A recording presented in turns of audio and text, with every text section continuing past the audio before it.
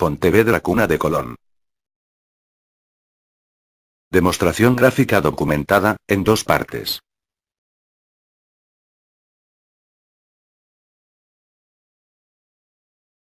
Ediciones Folk, Pontevedra, España. De las obras que hasta el presente y relacionadas con este tema se han publicado, ninguna como la tesis de García de la Riega, ofrece tan sólida argumentación en pro de la oriundez pontevedresa de Cristóbal Colón. Pues como dice el distinguido filólogo don José María Riviera Montero, los incesantes recuerdos que consagraba a Pontevedra y las palabras y locuciones puramente gallegas que Colón espontáneamente empleaba en sus escritos, bien claramente nos demuestra que, si el estilo es el hombre, el lenguaje es el pueblo, estilo y legunaje en que se refleja el vínculo sagrado que le tenía unido a su adorada Galicia, el profundo y santo amor que sentía por sus inolvidables patrios lares. Evocamos aquí la efigie del historiador don Celso García de la Riega, que iluminado por el hallazgo de varios documentos, concibió la sospecha del origen gallego de Cristóbal Colón y expuso su tesis en una conferencia dada en la Real Sociedad Geográfica en el año 1898. Y la de sus insignes continuadores. Don Enrique Zas, sabio historiador, que avaloró y amplió las investigaciones de la Riega y anotó 45 nombres gallegos dados por Colón a accidentes de las tierras por él descubiertas. Dr. Don Rafael Calzada, notable publicista y distinguido jurisconsulto y otro de los propulsores decididos de la presente vindicación. Y don Prudencio Otero Sánchez, mantenedor tenaz de esta idea. Autor del libro España Patria de Colón, de aportaciones valiosísimas y a quien podemos llamar sin titubeos, la cuarta columna de esta tesis.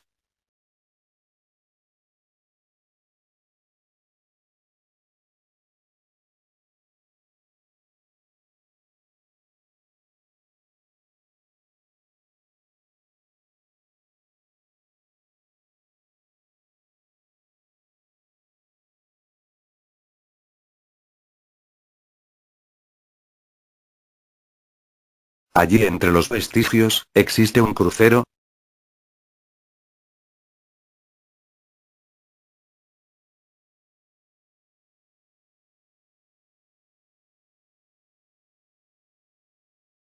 Y en él esta inscripción.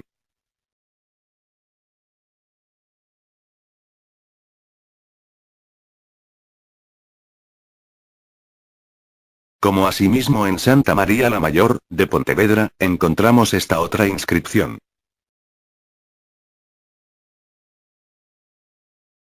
Os do cerco. De Joan Neto y de Joan de Colón feceron esta capela.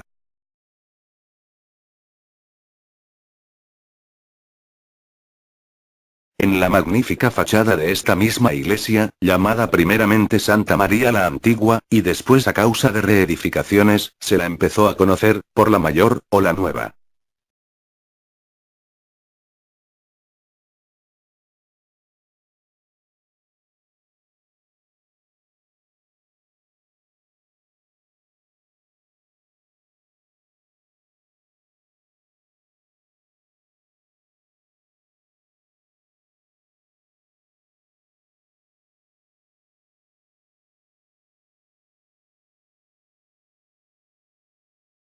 Algunos defensores de esta tesis, creen ver la efigie de Cristóbal Colón en uno de los bustos que aparecen en la parte superior de la portada. Aunque es evidente que el almirante ha tenido especial empeño en dejar en duda su origen y patria, como lo demuestra su hijo Fernando, no por eso dejó de poner los jalones para que andando el tiempo se aclarase el misterio. Que su linaje verdadero era de los de Colón, y que se buscase por cualquier cabo del mundo. Ya en Pontevedra en la época del descubrimiento de América, existía el apellido del linaje verdadero de Colón. He aquí algunas pruebas entre las muchas halladas hoy. Escritura de 13 de octubre de 1519, de un foro hecho de la heredad de El Andurique, en San Salvador de Polló, por el monasterio de San Juan de Polló a favor de Juan de Colón y Constanza de Colón, vecinos del arrabal de Pontevedra.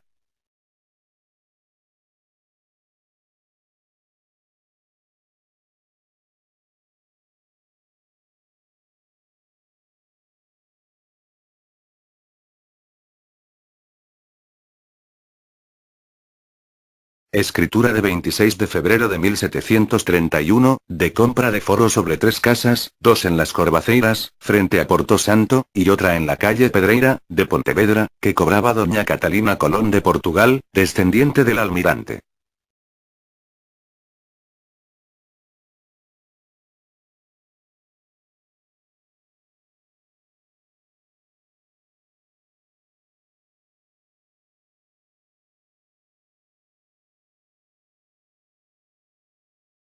Escritura otorgada en 21 de septiembre de 1529 ante el notario Alonso García de Sisto, en que rinde cuentas de la obra de la iglesia de Santa María, Juan de Colón.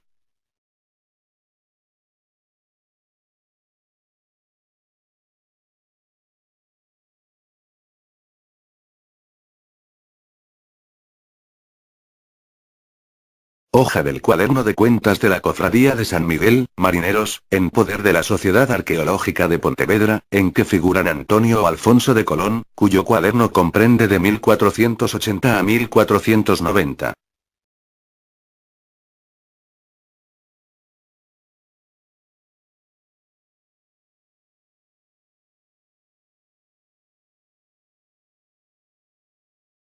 Y otras que se refieren a un domingo de Colón llamado, el Viejo, que figura en una escritura de compra de casa y terreno. Este documento lleva fecha 24 de septiembre de 1435. Un domingo de Colón, llamado el Mozo, padre del almirante, a que se hace alusión en un contrato y aunque la fecha no se conoce claramente, se supone entre 1446 y 1456. Una Blanca de Colón, cuyo nombre se halló en un minutario, el documento lleva fecha de enero de 1434. Una María de Colón, fecha 1434. Un Antonio o Alfonso de Colón, patrono maestre de un barco. Un Cristóbal de Colón, octubre de 1496. Un Juan de Colón, octubre de 1518.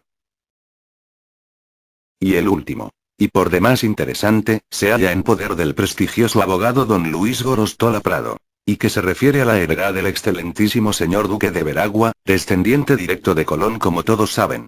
Dice textualmente la escritura. Vende la finca llamada Puntada y el derecho a percibir las rentas que en dicha casa se cobran y le pertenecen al excelentísimo señor duque de Veragua por herencia de sus finados padres. Y nos preguntamos, ¿no es demasiada casualidad que esta herencia se refiera precisamente al lugar donde la tradición nos cuenta nació el descubridor de las Américas? Admitida la existencia del apellido de Colón en Galicia en la época del descubrimiento de América, veamos la Carta Geográfica de Fontán, que es la más antigua de Galicia y que demuestra de una manera gráfica, que la verdadera partida de nacimiento la dejó hecha él mismo con los distintos nombres con que bautizó los lugares que iba descubriendo. Y la primera tierra en que puso el pie al descubrir las Indias Occidentales. Dice él en su relación de viaje, en recuerdo del Salvador del mundo le puse por nombre San Salvador. San Salvador. Expresión tan netamente gallega, que solo en Galicia se encuentra tan repetida y no existe en otra parte más que en América.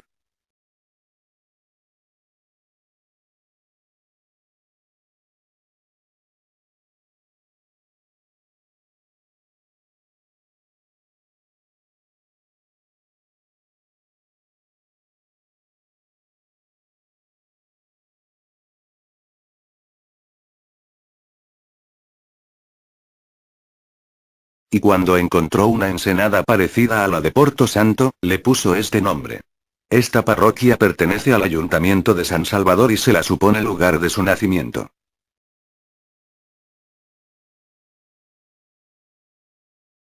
Porto Santo.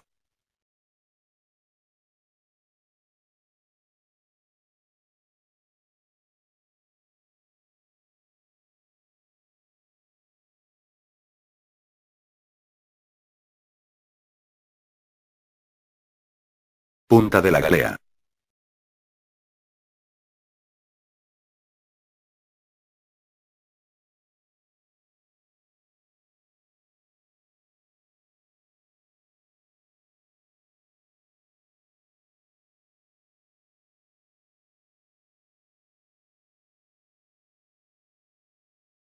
Punta Lanzada.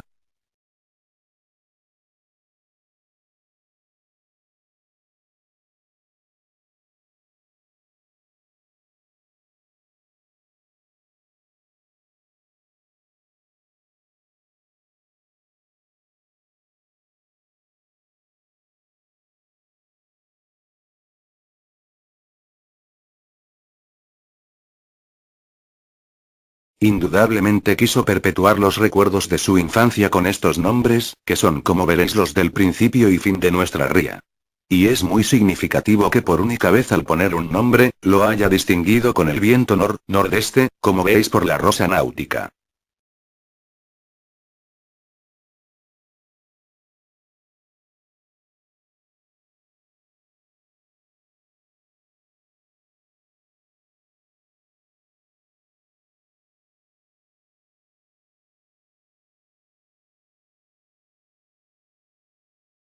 Y como si esto no fuera bastante, denominó Punta Peña Blanca a una saliente de la Trinidad, y en nuestra ría la tenemos repetida.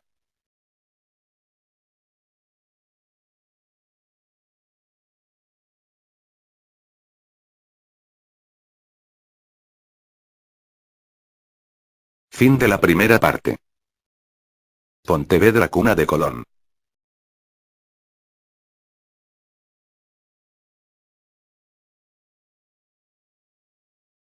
Segunda parte. Seguidamente descubrió otra que llamó Punta Pierna, y otra Punta Aguda, y La Lanzada, tres salientes de la costa pontevedresa.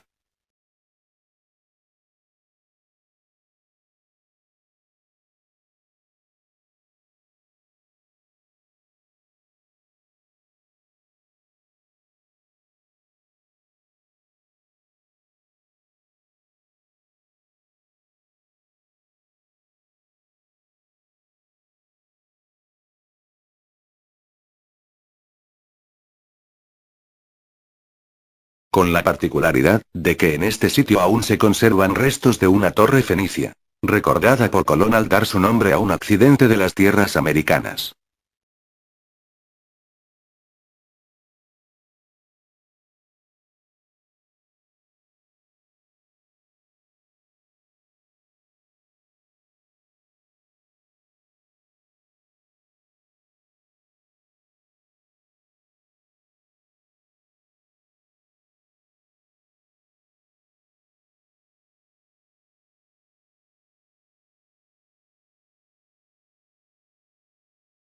Y a otra punta de la pared.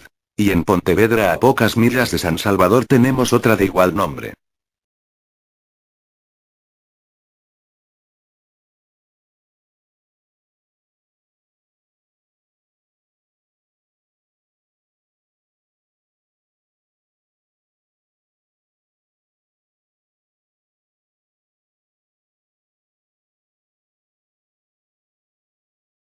Enfrente, formando un extremo de la barra pontevedresa, tenemos una punta Placeres, con cuyo nombre bautizó un saliente de la Española.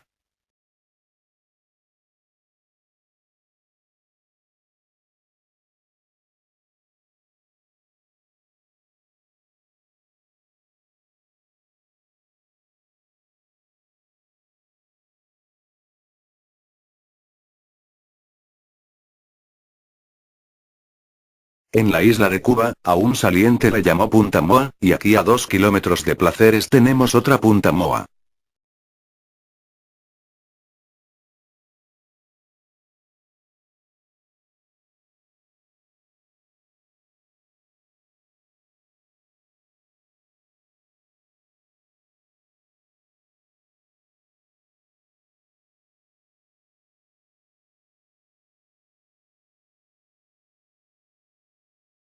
A tres farallones los denominó tres hermanos, tal como aquí existen a la entrada del puerto.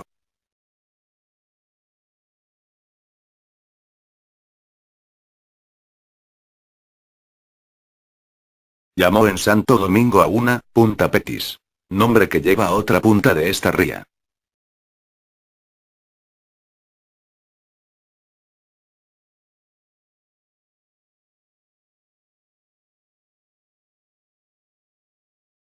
Y a un puerto le llamó de Santa María, en recuerdo de la parroquia y puerto de Pontevedra.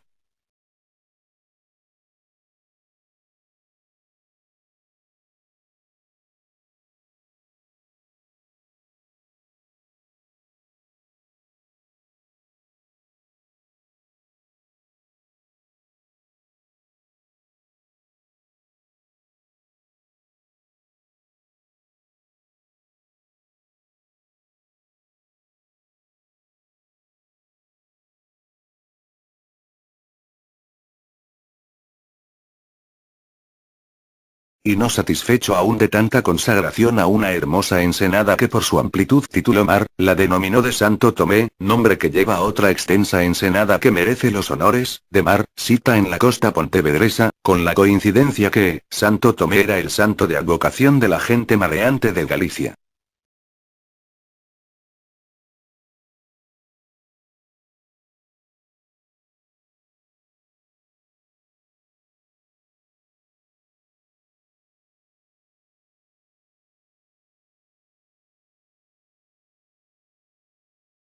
Es sorprendente la semejanza de este puerto de Santo Domingo, que Colón tituló de la Mar de Santo Tomé, con el que existe en Cambados, Galicia, conocido por Santo Tomé del Mar. No es solo la consagración sino el denominativo, lo que ofrece singular semejanza.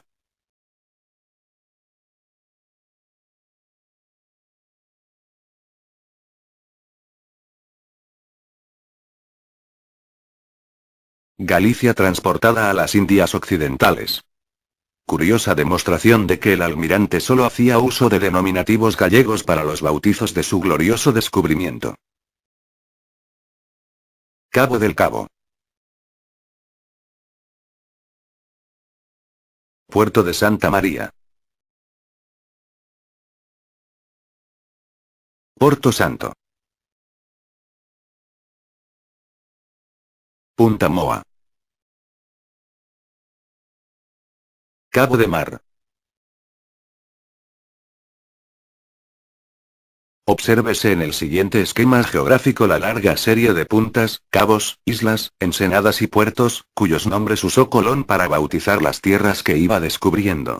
Todos ellos o tienen proporcional situación en las rías gallegas y se aglomeran principalmente en la costa que corresponde a la provincia de Pontevedra. Punta Lanzada. Punta de la Galea. San Salvador. Porto Santo. Punta de la Pared. Punta Placeres. Punta Moa. Puerto de Santa María. Punta Aguda. Punta Peña Blanca. Punta Petis. La ría de Vigo, que es vecina a la de Pontevedra, le era igualmente conocida.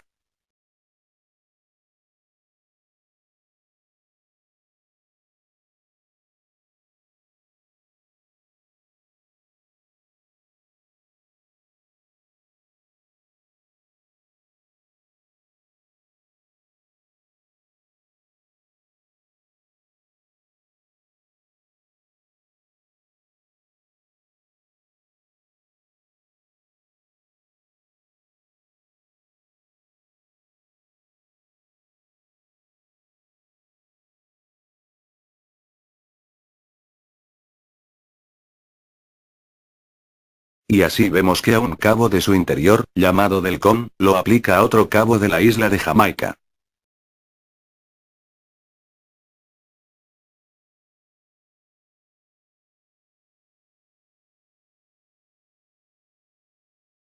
Otra punta notable de la misma ría llamada de Arroas, confirma a un saliente de la costa en tierra firme, en próxima situación al río que llamó del Desastre.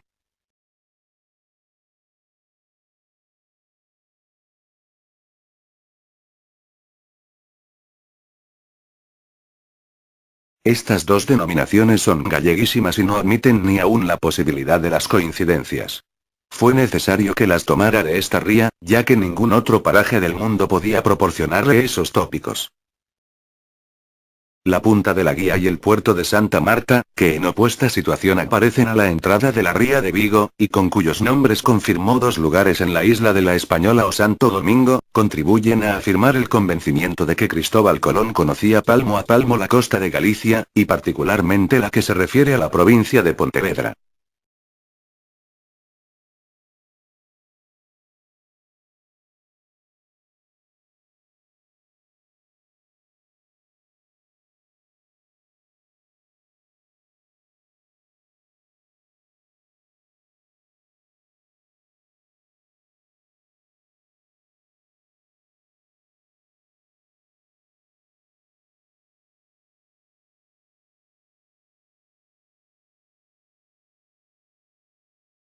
Es pues innegable, que el almirante reproducía en las Indias multitud de lugares que le eran a él sumamente conocidos, pues no de otra manera se concibe que pasen de 45 los lugares comunes. Cristóbal Colón, católico tan creyente, no festejó más que un día durante su travesía. Y ese día fue el 18 de diciembre, día de la festividad de Nuestra Señora de la patrona de Pontevedra. ¿Qué más pruebas queremos? Ni siquiera esperó el día 24, verdadera fiesta del catolicismo.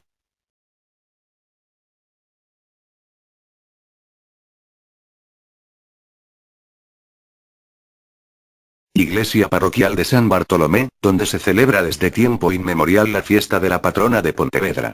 Nuestra Señora de la y donde se halla la capilla de su propia advocación.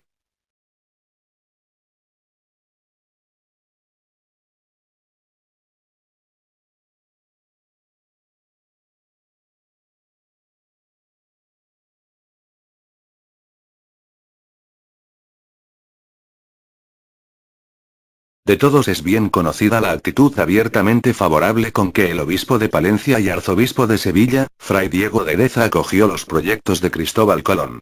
Y es por eso que dice el almirante, que desde que vino a Castilla le había favorecido aquel prelado y deseado su honra, y que él era la causa que sus altezas tuvieran las Indias. Pues bien.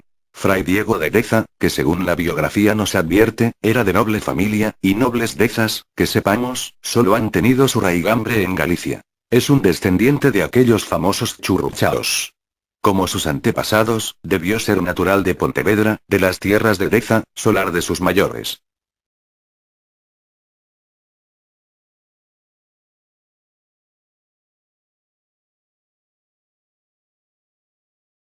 Y de muy corta edad comenzó sus estudios en el monasterio de San Juan de Polló, lugar inmediato a San Salvador, donde se supone nació Colón, que también debió concurrir a aquel centro, donde se enseñaba latinidad. Por lo que es más cierto que el conocimiento de ambos, databa de una fecha no anterior al año 1450, época esta en que ya aparecen en los documentos pontevedreses un domingo de Colón, sin duda padre de Cristóbal. Monasterio de San Juan de Polló, donde es muy probable se educase Colón y allí tratase al padre Deza, que lo defendió en la Asamblea de Salamanca y presentó a los reyes católicos y con el cual unía a Colón una antigua amistad fraterna según dijo el almirante en una carta a su hijo don Diego.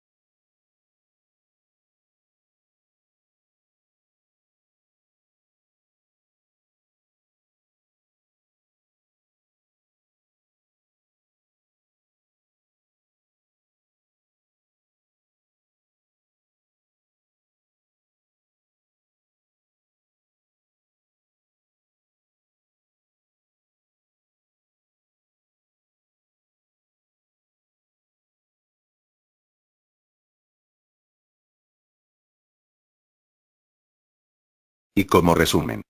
Linaje verdadero de los de Colón. Locuciones puramente gallegas. 45 nombres netamente gallegos, los cuales usó Colón para bautizar otros tantos lugares en América, con proporcional situación geográfica de los mismos. Veneración de una imagen que solo existió en Pontevedra. La verdad renace y por consiguiente, surge con ella el esclarecimiento de la reivindicación más grande. Colón es gallego. Una película sobre Colón, gallego. Artículo publicado en el ABC de 3 de mayo de 1927. Pontevedra 11 de la noche. En el teatro principal se proyectó esta noche una película del notable artista Enrique Barreiro que desde hace años se dedica a obtener el color en la pantalla, habiendo conseguido ya reproducciones exactísimas. Esta película en color, se titula Colón, Pontevedrés, y en ella aparecen todos los documentos de la época del descubrimiento donde constan los nombres y apellidos de Colón y su familia. Reproducciones de pórticos de iglesias y cruceros con sus nombres, así como varios lugares de la ría de Pontevedra, que llevan los mismos nombres con que Colón bautizó las islas descubiertas. El público, que llenaba el teatro, ovacionó al artista. Pontevedra, cuna de Colón. Fue la primera película a color hecha en España, su autor, el pontevedrés Juan Enrique Barreiro Álvarez. Biografía publicada en la revista Colón, Español número 0 en octubre de 1989, por Pablo Novoa Álvarez. El 29 de julio de 1925 un acontecimiento cultural se produce en la ciudad de Pontevedra, se estrena en el Teatro Principal la película Pontevedra, cuna de Colón, su autor el investigador, fotógrafo y cineasta don Enrique Barreiro. El suceso hubiera pasado desapercibido si no fuera porque dicha película era la primera en color que se había hecho en España por un sistema inventado por el propio Enrique Barreiro. La noticia tuvo gran repercusión y tan importante suceso cubrió numerosas columnas de la prensa regional, nacional e incluso del extranjero. Nace J. Enrique Barreiro Vázquez en 1899, hijo del famoso fotógrafo Ramón Barreiro Barcala, el cual alcanzó gran renombre en México. Fue así como Enrique hereda de su padre esa inquietud por la fotografía que lo abocaría más tarde al campo de la investigación, logrando un procedimiento de cine en color. Es así como fruto a sus años de trabajo en el campo de la fotografía y cinematografía patenta en 1924 la invención sobre un nuevo procedimiento destinado a rendir en sus colores naturales las proyecciones de películas cinematográficas tomadas para este fin. Esta sería la base de partida y con resultados positivos que haría, que, en los próximos años se diese un paso importante al nuevo procedimiento. Es así como el 13 de julio de 1925 se le concede nueva patente sobre perfeccionamientos en la cinematografía a colores naturales. En mayo de 1927 se adiciona la patente original por mejoras introducidas en el objeto principal de dicha patente. El 29 de julio de 1925 se hacen públicas pruebas del procedimiento a color en el Teatro Principal de Pontevedra mediante la proyección de documentales en color filmados en Monteporreiro y el río Leves. Al día siguiente salía para Bilbao y París al objeto de mostrar y someter a la crítica el procedimiento. Sin embargo, y después de un segundo viaje a la ciudad luz, su procedimiento es aprobado por unos y criticado por otros científicos, mas no obstante se le ofrece comprar la patente. Animado por el procedimiento preparó ya no ensayos, sino, un cortometraje a color de un tema tan trascendental como es la sostenida hipótesis de la cuna pontevedresa de Cristóbal Colón. Ultimada la película de prueba, el señor Barreiro concede una entrevista al periodista Manuel Rivas Villanueva, que, en abril de 1927 y en el diario El Pueblo Gallego haría un resumen en 2 breves capítulos del procedimiento de cine en color hasta la fecha y su trascendencia. Esta película de relevancia histórica, científica y pionera del cine en color tuvo una acogida y eco impresionante desde el Diario de Pontevedra, El Ideal Gallego, Faro de Vigo, Vida Gallega, al Noticiario Universal, ABC, La Vanguardia y difundida al otro lado del Atlántico por El Mundo Español de Santiago de Chile y Céltiga de Buenos Aires, entre otros. En 1928 patenta la película Sensible Vitrón, para producir cinematografía en semicolor. La acogida que mediante la proyección del Colón pontevedrés compensan los sinsabores y el esfuerzo realizado, impulsando al inventor a perfeccionar el sistema de color, aunque para ello y para poder pasar de su sistema de bicromía de color a la tricomía por yuxtaposición, que sería el procedimiento último, tuviera que crear un sistema óptico de acoplación de imágenes. Es así como en junio de 1932 patenta un nuevo sistema óptico para producir simultáneamente 2, 3 o más imágenes idénticas sobre un solo plano focal y con un solo eje óptico. En marzo de 1933 la revista española de óptica hace público y divulga dicho sistema. Alternando con su labor de investigador constituye en 1931 la revista cinematográfica bajo la denominación Folk y de la misma época es la creación de una editora del Noticiario Gallego, esta última de corta duración pues vendría el largo paréntesis de la contienda civil. Finalizada la guerra, Enrique Barreiro sigue la investigación incorporando al sistema de tricomía e intenta en 1939 presentarlo bajo el nombre de bacromía. Al ser rechazado el mismo sigue perfeccionando su sistema de color, siendo así como el 6 de julio de 1943 patenta el yuxtacolor, un procedimiento para la obtención simultánea de varias imágenes cinematográficas seleccionadas, sobre una sola imagen común y absolutamente acromática.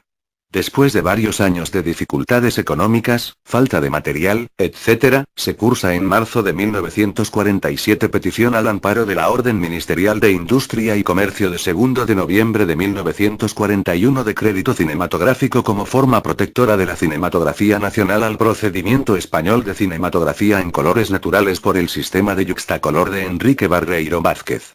En 1949 se otorga un préstamo que concede el Sindicato Nacional del Espectáculo para gastos del laboratorio y del procedimiento de Yuxtacolor.